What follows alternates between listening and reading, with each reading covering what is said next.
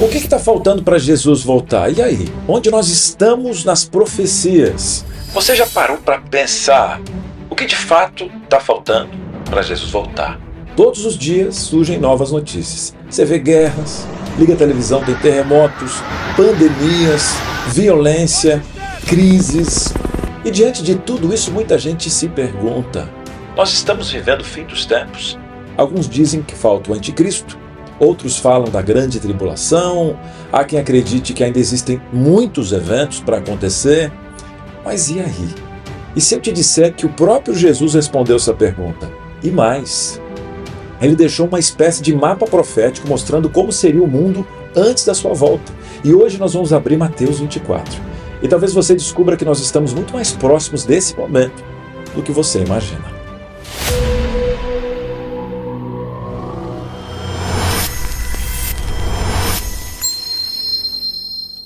Um prazer, me chamo Cris Magalhães e de coração, seja muito bem-vindo ao meu canal. Aqui nós vamos estudar as profecias bíblicas de forma profunda, analisando o contexto histórico, arqueologia, geografia e, acima de tudo, deixando que a própria Bíblia explique a Bíblia. A gente vai à Bíblia Sagrada. Se você gosta desse tipo de conteúdo, já se inscreve aqui no canal e ativa o sininho para receber as notificações. Você é muito bem-vindo.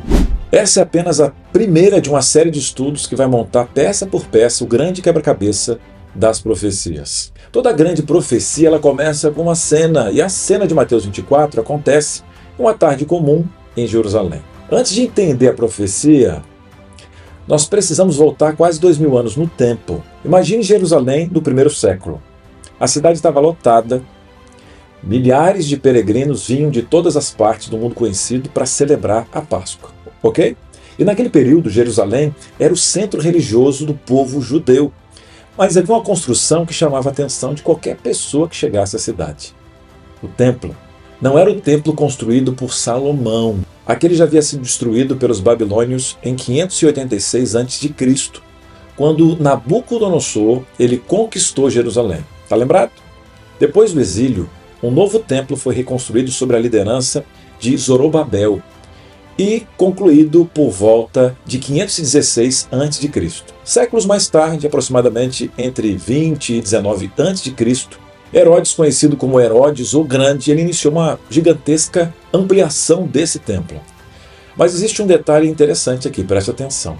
Herodes ele não fez isso apenas por motivos religiosos. Ele era um grande construtor e governava a Judéia sob o domínio de Roma.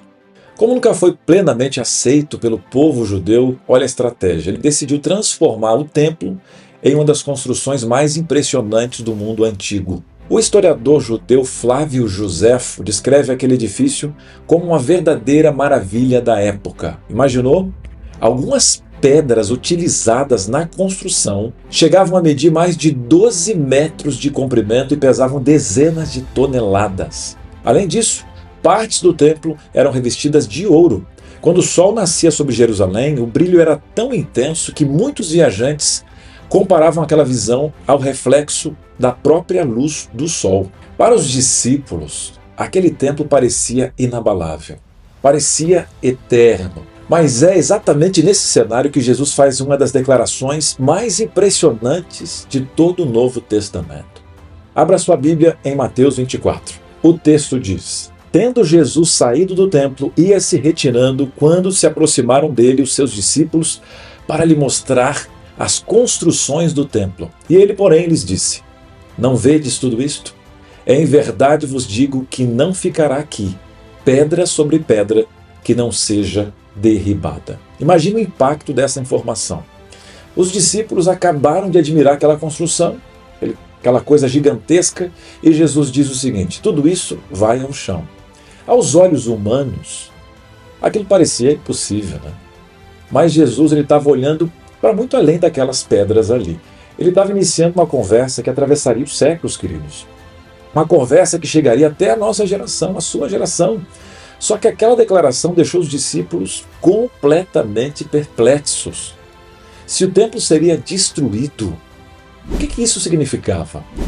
Quando isso aconteceria? E eles precisavam de respostas.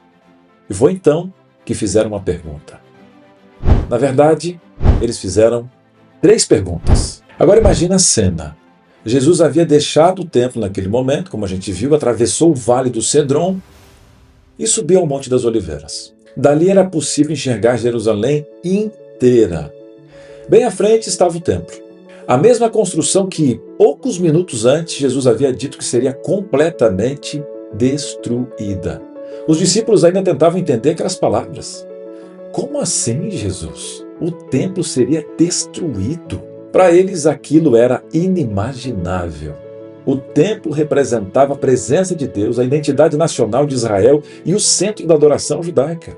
Na mente deles, pensa só, se o templo acabasse, o mundo como eles conheciam também acabaria. Foi então que fizeram uma pergunta. Na verdade, 3 perguntas, como eu falei para vocês. Abra sua Bíblia em Mateus 24:3. O texto diz: No Monte das Oliveiras achava-se Jesus assentado quando se aproximaram dele os discípulos e, em particular, lhes pediram: Dize-nos quando sucederão essas coisas e que sinal haverá da tua vinda e da consumação do século. A primeira leitura, olhando assim, parece que a gente tem só uma pergunta. Mas se você olhar direitinho, existem 3 perguntas diferentes nesse versículo. A primeira: quando que vai acontecer essas coisas? Ou seja, estavam curiosos. Quando que o templo vai ser destruído, Senhor? E a segunda: que sinal haverá da tua vinda? E a terceira: da consumação do século. A expressão usada por Mateus significa o encerramento dessa era e o estabelecimento definitivo do reino de Deus. Você entendeu? Na cabeça dos discípulos, essas 3 perguntas eram praticamente uma só. Eles acreditavam que a destruição do templo, a volta de Jesus e o fim da história ia acontecer ao mesmo tempo, pertinho deles. Mas Jesus sabia que não era assim. E é justamente aqui que começa uma das maiores lições sobre a profecia de toda a Bíblia aqui. Jesus não responde a primeira pergunta, a segunda pergunta, a terceira pergunta. Mas como então? Ele responde como o mestre respondia. Em alguns momentos ele fala da destruição de Jerusalém, em outros ele amplia o olhar para a história da igreja, e depois ele aponta para os eventos imediatamente anteriores à sua volta, ok? É como olhar uma cadeia de montanhas à distância. Já olhou? Estou olhando assim um vale. Como é que acontece? Parece que todos os picos ali estão um do lado do outro, quando você está olhando de longe. Mas quando a gente se aproxima do monte, percebe que existe uma grande distância entre as montanhas. E é assim também que acontece com as profecias. Alguns acontecimentos aconteceram poucos anos depois dessa fala. Outros iam atravessar os séculos para acontecer. E alguns pertencem aos momentos finais da história. E aqui vai uma dica importante. A gente não pode estudar Mateus 24 como se cada sinal acontecesse apenas depois que o anterior terminasse. Alguns sinais acompanham toda a história. Você entendeu? Outros aumentam de intensidade. E muitos vão acontecer ao mesmo tempo. É exatamente a figura que Jesus vai usar daqui a pouco. Eu vou explicar para você biblicamente, as dores de parto, tá bom? Mas antes de falarmos sobre o anticristo, sobre a marca da besta, vai ter aqui na série. Olha, a gente quer saber sobre a grande tribulação ou sobre o apocalipse. Nós precisamos entender o fundamento. E esse fundamento começa nas palavras do próprio Jesus. Se esse estudo está fazendo sentido para você, está gostando, aproveita. Agora se inscreve no canal, ativa o sininho para receber as notificações, depois você vai esquecer. Agora nós vamos observar a resposta de Jesus. E a primeira coisa que chama a atenção é que Jesus não começa falando de guerra, nem de terremoto, nem de pestes. Ele começa fazendo um alerta. Abra sua Bíblia em Mateus 24:4. E lhes respondeu: Vede que ninguém vos engane. Você percebeu? A primeira preocupação de Jesus não foi com os acontecimentos do mundo. Foi com o coração das pessoas. É o coração que ele está preocupado. Antes mesmo de falar dos sinais, ele diz: Cuidado para que ninguém engane vocês, meus filhinhos. Por isso, ao longo de toda a série, o nosso compromisso será sempre o mesmo, meu querido. Não seguir opiniões, não seguir teorias, mas deixar que a própria Bíblia explique a Bíblia. E Jesus continua: Porque virão muitos em meu nome dizendo: Eu sou o Cristo, e enganarão a muitos. Jesus não disse que viria apenas um, isso é importante, ele disse muitos. Ao longo da história, inúmeros líderes e movimentos religiosos surgiram afirmando ter uma revelação exclusiva ou até mesmo uma autoridade que não lhes pertencia. Jesus havia alertado que isso ia acontecer. Está escrito. Esse sinal continua presente até hoje, meus queridos. E logo em seguida Jesus diz: "E certamente ouvireis falar de guerras, rumores de guerras. Vede, não vos assusteis, porque é necessário assim acontecer, mas não é o fim." Essa frase é extraordinária, meus queridos, porque Jesus faz duas afirmações ao mesmo tempo. Quais? Presta atenção. As guerras vão acontecer, está tudo certo. Mas elas por si só não vão significar que o fim chegou. Você vê, tem muita gente na internet, olha, agora é o fim. Isso acaba dando descrédito à Bíblia, por não ler Mateus 24. Quantas vezes ao longo da história alguém anunciou que o fim havia chegado? Agora é o fim. E Jesus havia respondido certamente na Bíblia: "Não vos assusteis." Outra coisa importante. Em seguida ele diz: "Porquanto se levantará nação contra nação, reino contra reino, haverá fomes, terremotos em vários lugares." E Jesus descreve um mundo cada vez mais instável. Então tem gente que fala assim: "Meu Deus, para onde o mundo vai?" Cristão não pode fazer isso, que ele vai piorar. A gente tem que ser um cristão melhor para esse mundo, criar filhos melhores para esse mundo, porque ele vai ficar cada vez mais instável, vai ter conflitos, vão ter mais crises, escassez também, catástrofes. Mas ele conclui dizendo o seguinte, aqui vai importante: "Porém, tudo isso é o princípio das dores." E aqui está uma das chaves para entender Mateus 24. As dores do parto não acontecem apenas uma vez. Eu tenho 2 filhos aqui, acompanhei minha esposa. Você que já teve sabe muito bem como é que funciona. Elas começam, depois elas param, depois elas voltam, elas ficam mais frequentes, mais intensas. E o espaço de tempo que elas vão acontecendo é mais curto, até chegar o filho, até chegar a volta de Cristo Jesus, até que chega o nascimento. Aqui nasceu José, aqui nasceu o Davizinho. E assim também acontece com os sinais que a gente está vendo. Eles não aparecem numa fila. Muitos acontecem ao mesmo tempo. Então tem guerra acontecendo, tem terremoto acontecendo ao mesmo tempo. A gente tem que analisar a história por completo. Então está acontecendo uma guerra? Está acontecendo uma guerra. Mas também existem terremotos. Enquanto existem terremotos, também existem falsos ensinos, falsos profetas. Enquanto tudo isso está acontecendo, o amor de muitos vai se esfriando. Liga a televisão, você vê, olha o pai fazendo coisas com o filho, filho com o pai, as crianças, nossas crianças passando por cada trabalho. E Jesus aqui não estava tentando despertar medo nas pessoas. Então o que ele estava fazendo?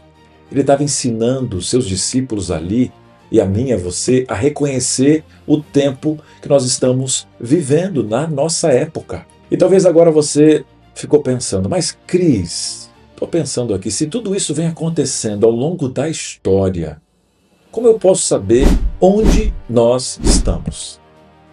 Essa aqui é uma pergunta forte. Porque Jesus nunca quis que a gente vivesse assustado, não. Mas também nunca quis que a gente só tocasse a vida e ficasse distraído.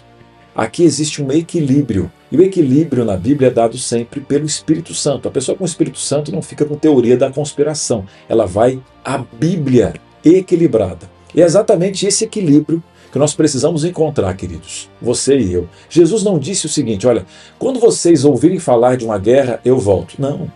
Também ele não disse assim, quando aconteceu um grande terremoto, chegou o fim. Agora na Venezuela tinha um monte de profeta falando e tal.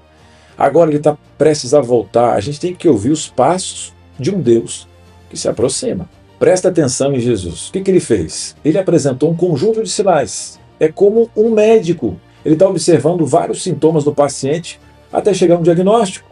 É um conjunto que revela o momento. Não é apenas um acontecimento isolado, um terremoto na Venezuela. Então por isso, meu querido, minha querida, minha irmã, quando a gente olha para o mundo de hoje, a gente não está tentando encaixar uma notícia na Bíblia. Isso é importante. Nós estamos olhando para a Bíblia e percebendo que o mundo está caminhando na direção que Jesus anunciou. Amém? Mas existe um sinal que Jesus destaca acima de todos os outros. Aqui é muito importante. Um sinal que não fala sobre destruição, fala sobre esperança, fala sobre missão, Abra sua Bíblia em Mateus 24:14. E será pregado este evangelho do reino por todo o mundo, para testemunho a todas as nações, então virá o fim. Que texto extraordinário! Jesus não termina o seu sermão falando de destruição. Amém? Ele termina falando de missão, a minha missão, a tua missão. Enquanto o mundo está vivendo as crises, as dores, Deus continua salvando pessoas. Amém? Enquanto existem guerras, o evangelho continua sendo anunciado. Enquanto muitos se afastam da fé, milhares continuam entregando a sua vida a Cristo. Nunca houve um tempo como o nosso, meu querido e minha irmã. Pensa comigo, nunca foi possível levar a Bíblia a tantas pessoas. Nunca existiram tantas ferramentas para anunciar o evangelho. É o YouTube, é o Instagram, é o celular, é a televisão, são satélites. Mas presta atenção, não é a tecnologia que salva as pessoas. Quem salva é Jesus. Deus apenas usa todos os recursos disponíveis para que o evangelho alcance o mundo. Amém? Essa é a diferença. Hoje nós entendemos o sermão profético de Jesus em Mateus 24. Nós descobrimos que existe uma linha do tempo, que os sinais não acontecem de forma isolada e que muitos deles caminham juntos. À medida que vai se aproximando do fim, eles vão acontecendo. Mas agora surge uma nova pergunta para você. Como a gente pode ter certeza dessa linha do tempo? Séculos antes de Jesus nascer, Deus entregou essa mesma sequência de acontecimentos a um jovem chamado Daniel. No próximo episódio, nós vamos abrir Daniel capítulo 2. E você vai descobrir por que essa profecia ela é considerada uma das maiores evidências da inspiração da Bíblia.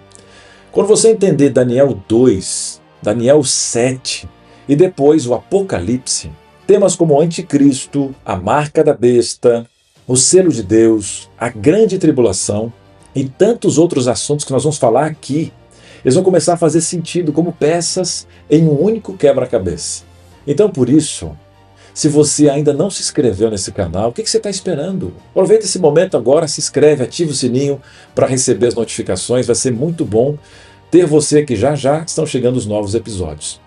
E assim você não perde, né? Não perde, vai ficar sempre aí bem informado quando sai um novo episódio. Se você gosta de conteúdos também semanais sobre a Bíblia, todos os dias eu também compartilho novos estudos e reflexões no meu Instagram. Inclusive lá, a série está bem adiantada, né?